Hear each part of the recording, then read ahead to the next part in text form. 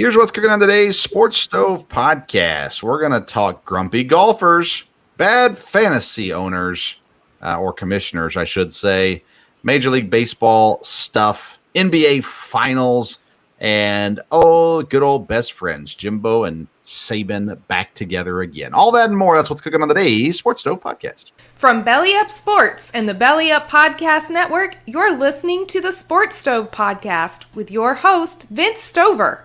Hey, good looking, what you got cooking? How's about cooking something up in me?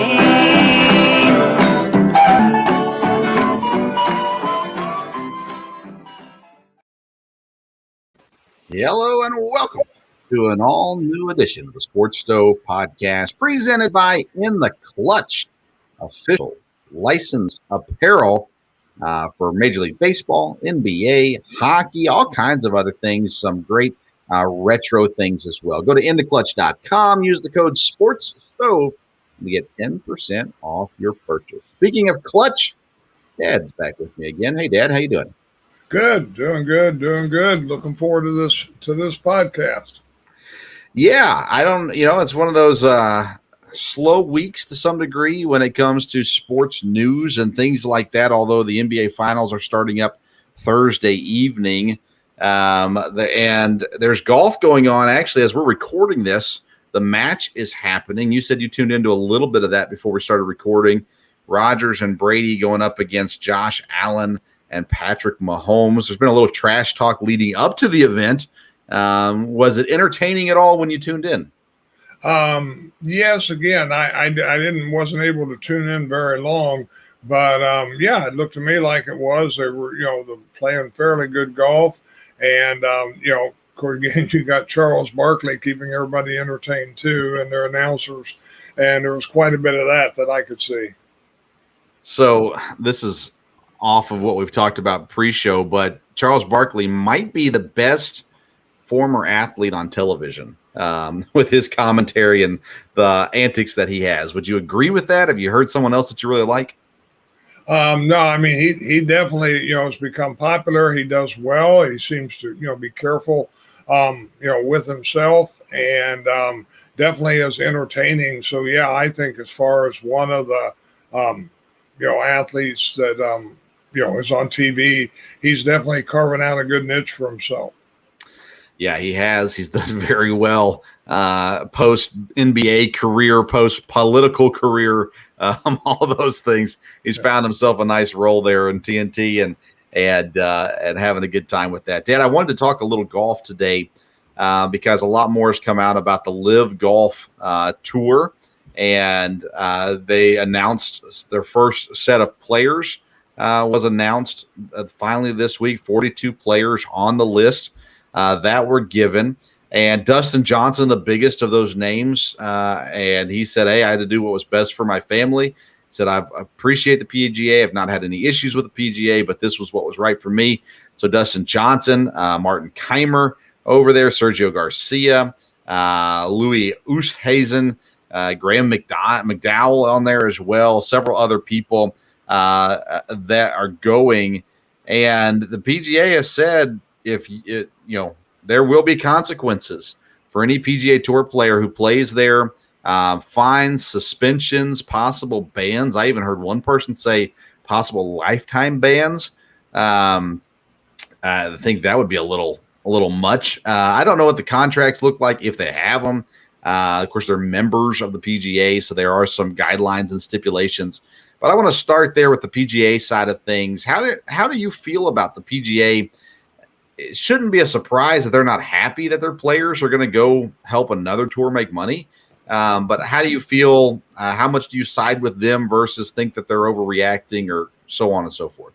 Well, I think, again, they're an organization that really hasn't had any competition. And most of the time, competition is good. It makes both sides better. And I think in this case, it can help golf and potentially help the PGA, but I don't know how flexible they can be. Obviously, they're taking the stance rather than saying, okay, we'll compete with these guys. We have a better product. We can be, this will be better. People would rather watch us. People would rather attend our events. Rather than doing that, they're just trying to squish the competition, eliminate the competition, and not have that. Again, you would think they're talking behind the scenes with a game plan of where they can go forward. But I would think this new league will be like a lot of things. They'll bring some new elements anytime there's a new league. And from what I understand, this will be team competition. Right. And the question is, will this be more enjoyable to watch? Will people enjoy this? I would guess, like I said, right now, there's only a couple big names. But I would guess there's a host, not about a host, but I would think several that are right now still in the PGA that are looking at this. How does this go? How is this going to work? Is this really going to be a good thing, from there? I think there's potential for more to come. I think it'll be what kind of product the new league can put out as far as fans following it and people following it from that concern. So, it'll be interesting. I don't know that the PGA will be able to just, fight it and kill it, because one thing that always happens, a lot of new leagues haven't made it because of finances. And from what I understand, this new league, that's probably not going to be a problem, or at least early on. And so I don't know if a competition is bad. I know we've talked about the Saudi Arabia thing, and there is definite problems with that. But as far as the PGA getting competition, improving some things, I mean, they're staunched in tradition, and this is what everybody likes. But if you look at other professional sports, even, they were all staunched in tradition, but they've all a lot of them have made changes, and for the better. And a lot of it was viewership. NASCAR, old line NASCAR people don't like the way it is now, but obviously it's worked to some extent, made it more interesting for the casual fans to watch. Old line hockey fans, they don't like shootouts and 3-on-3 overtimes, but the average fan that doesn't want to stay up all night, three nights a week, thinks that's a good thing. So, and you can look at a lot of sports that have made changes. So it probably won't hurt the PGA to make a change, but it's going to be a tough battle the way it looks to start out with.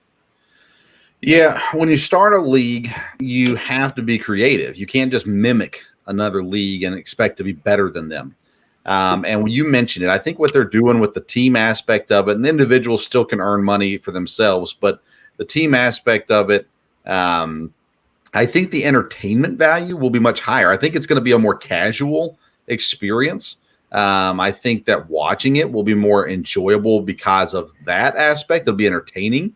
I think the PGA ultimately is probably going to be better golf, at least at the beginning. Maybe you get a guy in the Live Tour that just kind of is better than everybody. Maybe that's Dustin Johnson, where he just comes out and he's just better than everybody. Versus the PGA, where we've seen a lot of parity in PGA in the recent years, really since Tiger fell off the map from a golf perspective, golf talent perspective. So I think, the PGA is still going to be the better golf, but I think the Live Tour can make a dent in things. I kind of look at it as the Manning cast this year on Monday Night Football.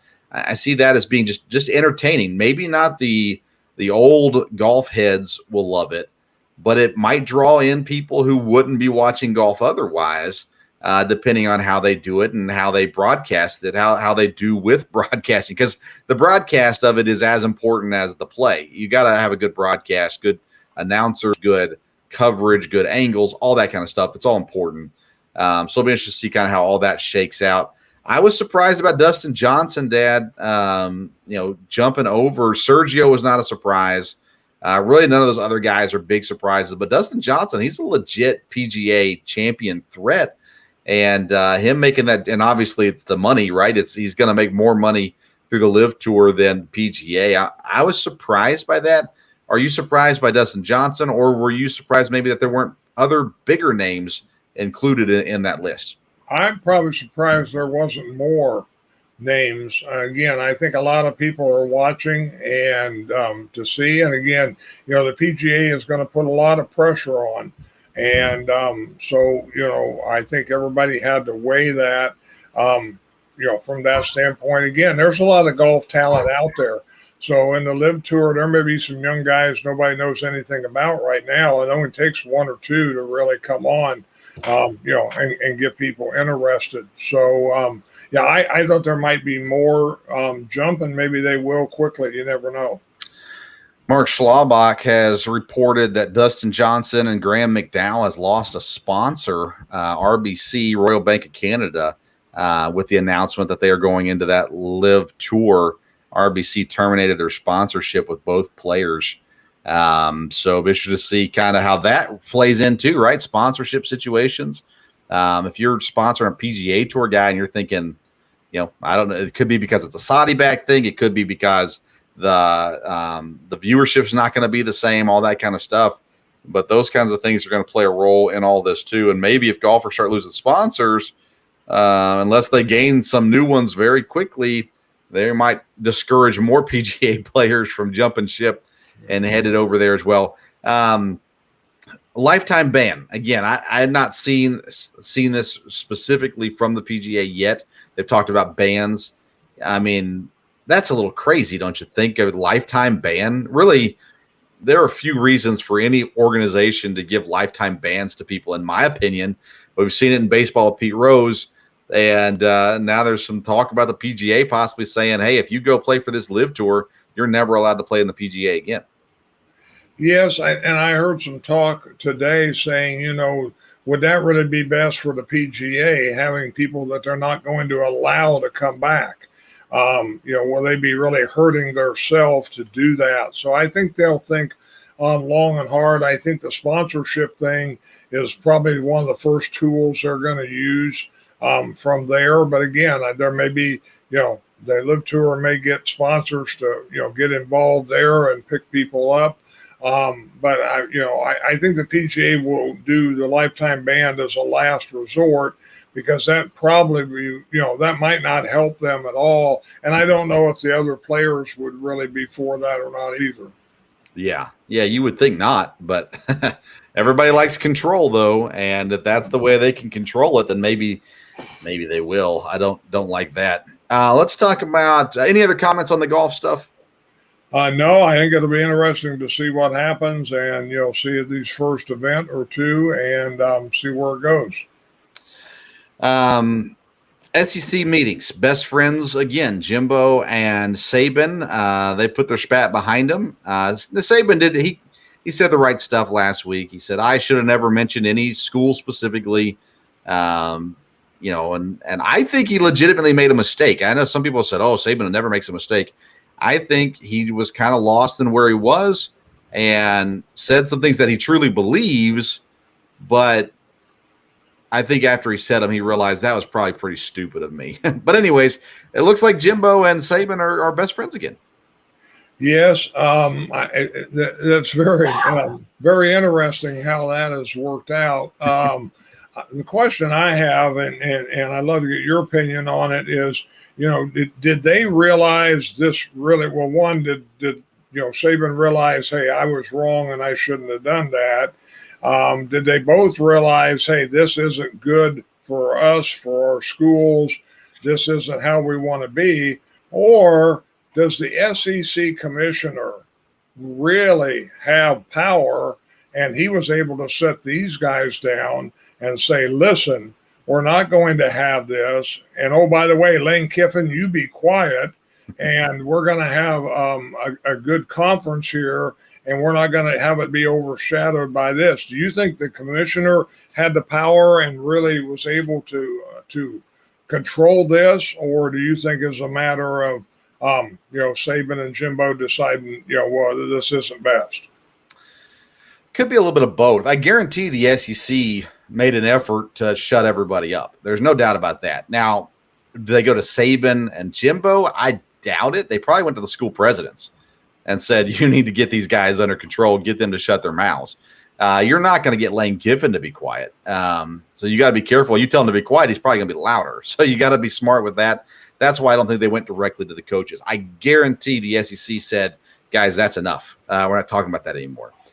I also think that Jimbo and Saban, they have enough history together to be able to have a conversation. And I think Saban, I would be shocked if Saban didn't say, Jimbo, I was wrong. I shouldn't have said it. And, on from there we go. And I think Jimbo, he's not going to forget about it. But I think he's smart enough to say us arguing with Alabama when Alabama's better than us is probably not the best move for A&M, especially when they play this season. I think they opened as like a 15 or 16-point underdog. I think Jimbo's smart enough to realize I'm giving them all the material they need to come out and just absolutely whoop us. So I need to be quiet. We need to squash this and be done with it, and start getting the attention on something else that's a little bit more positive than this for the program, because you want recruits, you want things to happen, and money talks. But I think ultimately Jimbo knew he was setting himself up for failure, and I think Saban knew. He called out two guys, especially Deion Sanders and the HBCU. I mean, there's so much that just he should have never said.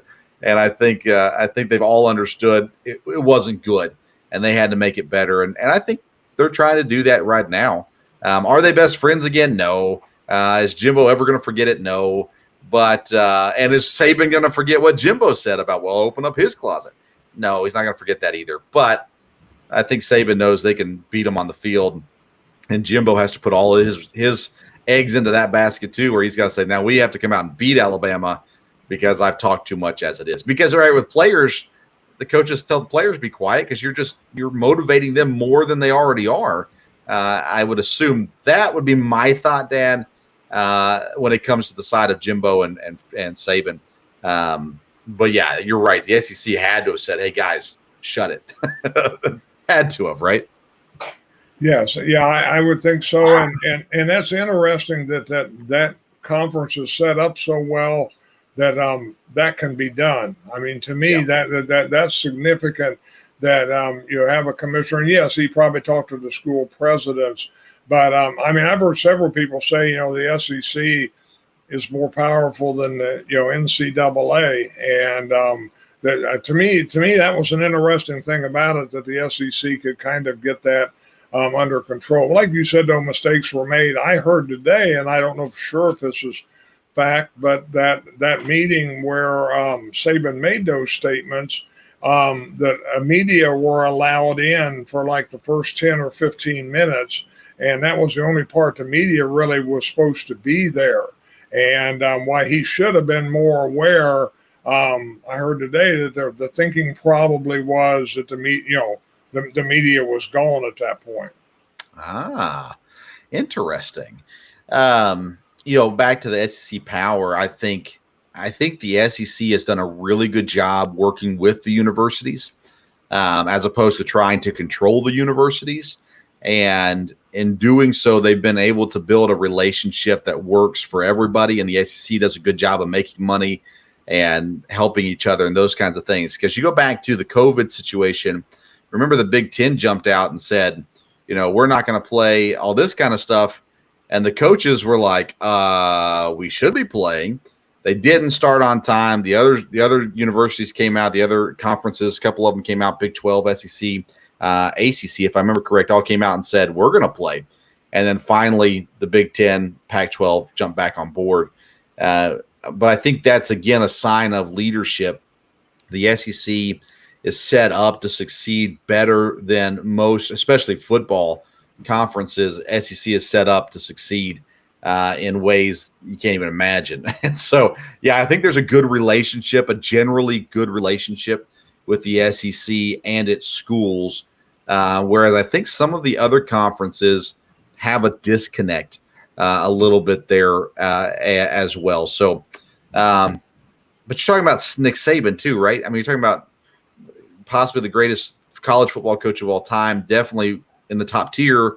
And he can flex his muscle if he wants to, but I think he's smart enough to know what's best for his school right now. And again, he's not too worried because he's got a stacked team as well. So I think he's still pretty confident about what his team can do moving forward as well. Any other SEC notes? No, I don't think so. And part of this whole thing was, we've talked a lot about it, but NIL, they've got to get control over this. And, hopefully maybe some of this discussion and some of this going on will help hasten that. Because if not, it's going to get out of hand. What already is out of hand. Yeah, I don't think you can get control of it. I think it's out of control until something major changes, whether it be leaving the NCAA, forming their own stuff, changing things around. I mean, I think it's gone. I think you've lost it at this point. They let the genie out of the bottle, and he's not going back. So they're in trouble when it comes to that kind of stuff. It's going to get back to where it always has been. Everybody's cheating, and no one's getting in trouble. And then one day somebody will get in trouble, but only one person. Everybody else will still get off the hook. I mean, that's just the way this world works, especially in the sports world. I mean, you go back to the Houston Astros cheating. No players got punished for it. The managers did. The general manager did. 2 other teams caught cheating. Nothing really happened to them. So, I mean, again, that's what it's going to be. The NIL is just going to be a cesspool, and I don't think there's any way to control it moving forward. Okay, let's take a quick break, Dad. We're going to have a commercial, and then we'll come back. We're going to talk about fantasy football commissioners. I am one, and I get a lot of flack from a certain other person on this episode. We're going to take a quick break to hear about In the Clutch, and then we'll come back and talk about that.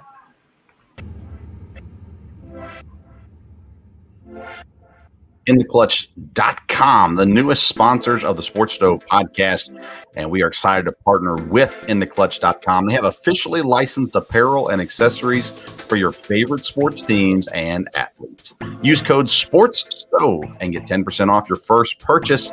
You can find shirts like I Still Own You, Green Bay Packers. Are we talking about practice? All kinds of great shirts in baseball, football, hockey, and basketball.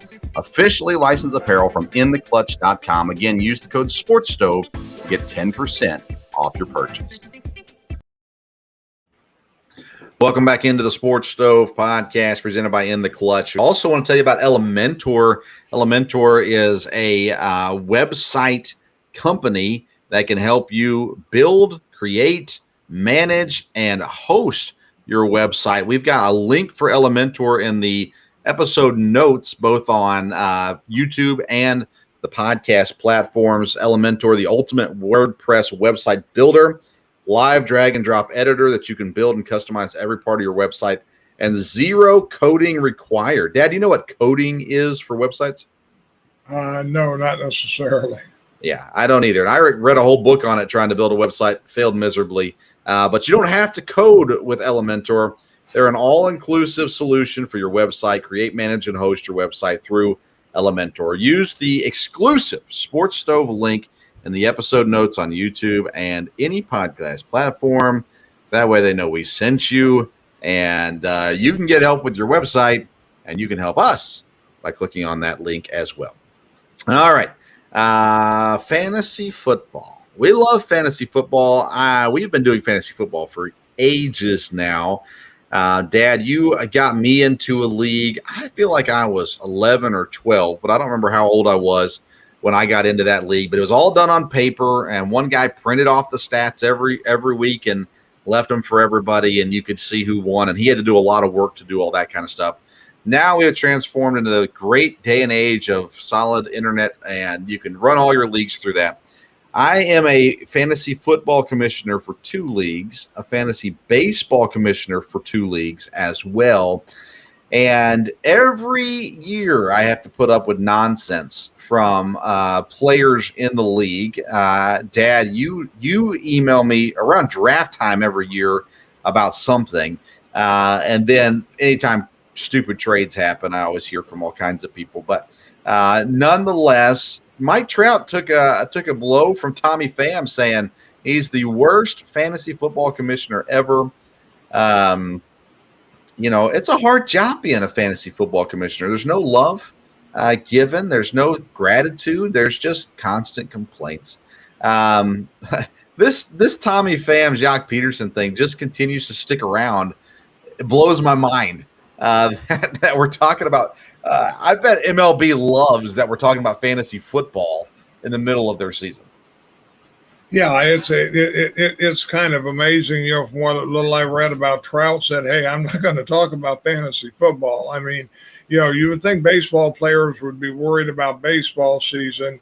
They'd be worried about winning games, especially, someone that plays for the Reds. And, but instead everybody's worried about, fantasy football. It's kind of amazing that that's the discussion that's going on now. During baseball season, there'll be a time to discuss fantasy football, I would assume. And again, for the most part, from what I knew, fantasy sports have been great. It's a lot of fun. It's a lot of, diversion. It helps you keep up with the games better. I didn't know. I mean, I know some people, we're not involved in any gambling or any money involved in our leagues. And I know some people are. But boy, I didn't know there were feelings like this that came out of it. So, commissioners, like you said, boy, they have a tough job. They're not appreciated, especially when they mention this is something we're going to change next year. And then that kind of doesn't happen until the day before the draft. And that is a little bit of a problem. But, but hey, those kind of things happen. Everybody's busy. Yeah. I know for me, managing multiple leagues, I forget what I've said and what I haven't changed or what I have changed. But, I mean, you said it. Tommy Pham, if I'm Cincinnati, I think I consider cutting Tommy Pham or trading him if I can trade him. I don't think that's helping your locker room in an already tumultuous season where, again, they're tied with Kansas City as the worst team in the league as of this recording. Actually, as of this recording, they're better than Kansas City. So they're actually not last place in the entire league anymore. But well, I can't believe this. It's crazy. Jacques Peterson was like, I didn't think about it again. It happened a year ago. I didn't think there was anything that major about it. And all of a sudden, Tommy Pham comes out and slaps him. So I mean, it's nuts. But it shows you the passion behind fantasy sports.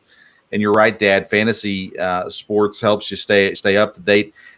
Football, I'd probably pay attention anyhow. Baseball, it really drew me back into baseball many years ago, and of course now I'm on a fantasy baseball show, so I mean I definitely keep up with it a lot more as well. And speaking of baseball, a couple of teams that have come back down to normal, Dad. I talked about it briefly on yesterday's episode.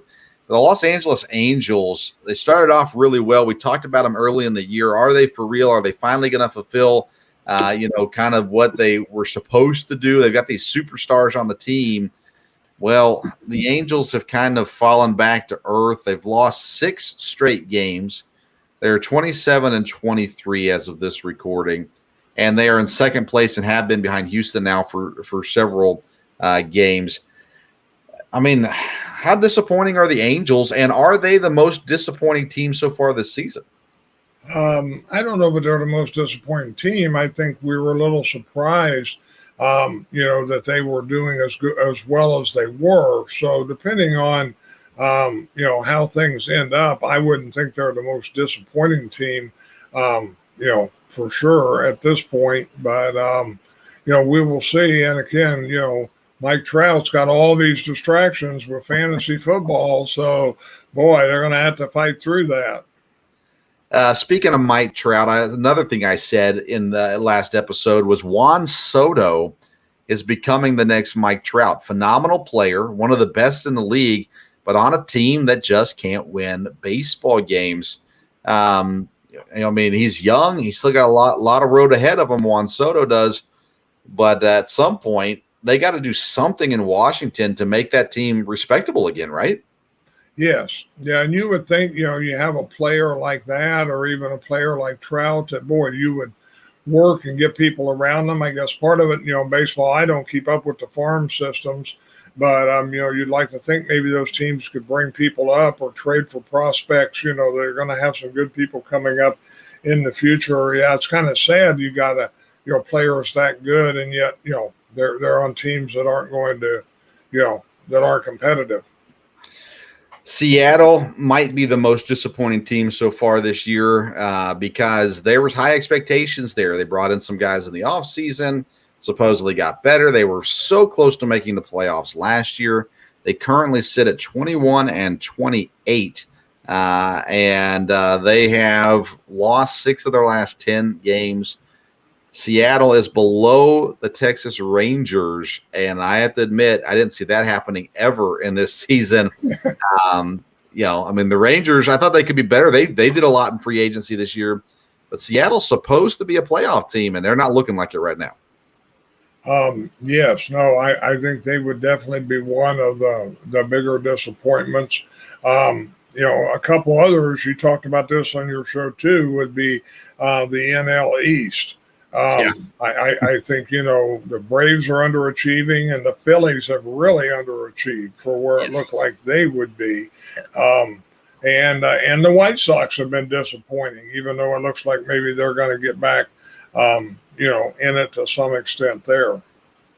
Yeah, you're right. The NL East is abysmal. Atlanta is in second place. They're 10.5 behind the Mets. The Mets, the only team over 500 in that division. White Sox are 5 games back, and they're below 500 right now as well. They're close. They're 23-24. So, yeah, they're disappointing too, but I think they have an easier chance to catch up. And you said Philadelphia. I mean, they're calling for firings. They're calling for changes. And they've got a loaded roster, or at least they should have one offensively. And their run differential, by the way, is 0. They've scored 224 runs. They've given up 224 runs. They've lost their last 5 games and 7 of their last 10 games. So, yeah, they are struggling to say the least there in Philly. I thought about having Dan D'Amico. He's a Philly fan. He's on the fantasy baseball show sometimes. He's the head of the baseball department at Belly Up Sports. And we might get him on to talk some Philly stuff here eventually as well from there.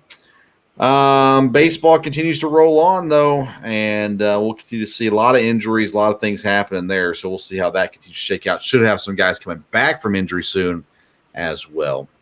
Dad, we can't finish the episode without talking about your Boston Celtics.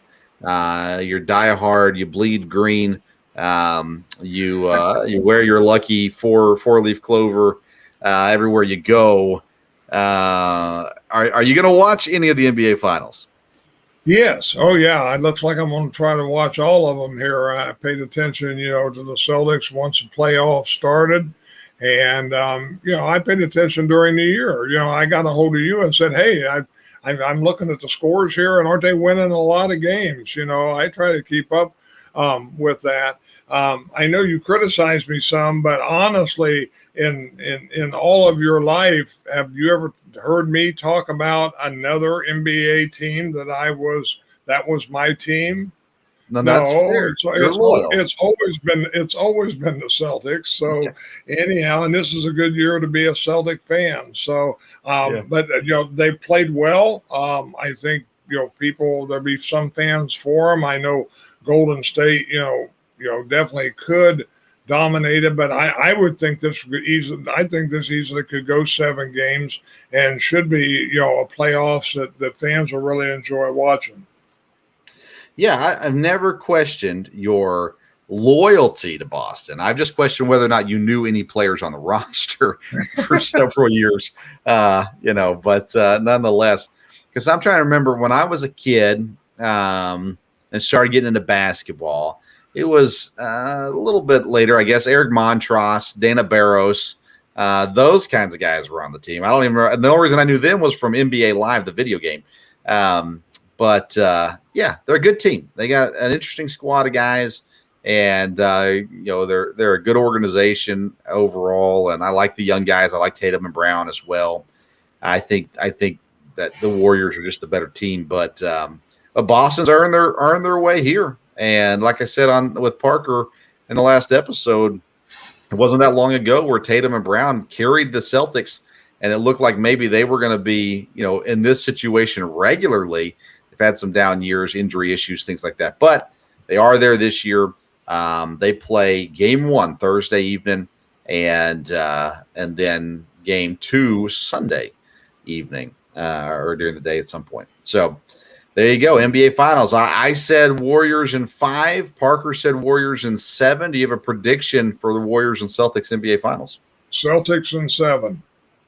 Celtics in 7. It'd be a fun time in Boston. That poor cities, they haven't won a championship in quite some time in any sports. So after 2 decades of Tom Brady and Bill Belichick, they've been a couple years without a title. I'm trying to remember. I'm sure I'm missing somebody. I don't think the Bruins have won recently, have they? Not in the last couple of years. No, the Bruins have been good recently, but no, that would be true. And the Red Sox have not been there lately either. So, but very passionate fans in Boston, and really on all those teams they support very, very strongly. But definitely the Celtics from there. So, and that'll be fun times. Like I said, I think I mentioned maybe a couple episodes ago, but I remember, it used to always be Memorial Day. I always thought, boy, you're going to watch the Celtics and the Lakers play. And but now we got the Celtics back in the series here. And of course, now they're in a building with air conditioning. There was all kinds of stories back in the old Boston Garden, the visiting locker room. Of course, no air conditioning in the building, visiting locker room, no fan, one window up near the ceiling, and that window was locked because the janitor could never find the key. And it was always exciting there at the Boston Garden. Oh, the good old days. Can't have that anymore. You got to treat everybody nicely, but fun times. Any other comments? I think I've hit everything that I need to hit on today. Anything else that we need to bring up? No, I think that's it. We were able to hit on all the good points there. And like I said, we're just glad to see in the SEC everybody's getting along again. That's right. So here's the new schedule for the Sports Stove. We're going to be live on YouTube during our recordings. So we'll be live on YouTube on Sundays, on Tuesday nights, and Wednesday nights. The audio will be available for you Monday morning, Wednesday morning, Thursday morning, and we'll still be on Belly Up TV every Monday, Wednesday, and Friday, 7 a.m. and 2 p.m. for the replay there. So you'll still catch all 3 episodes each week. Here we're working on getting several guests on here throughout the month of June as well. Typically we do local hour on Wednesdays. We're off of the local hour for June. We're back in on that in July. There. Follow us on Instagram and Twitter at Sports Stove. Feel free to comment. We're posting out some polls throughout these weeks as well for you to get involved in. Go to intheclutch.com. Use the code Sports Stove as you're purchasing your T-shirts. You get 10% off your first purchase. And don't forget about the link for Elementor in the episode notes on YouTube and all podcast platforms as well. Thank you so much for tuning in to today's Sports Stove podcast. And until next time, we'll see you around the Sports Stove.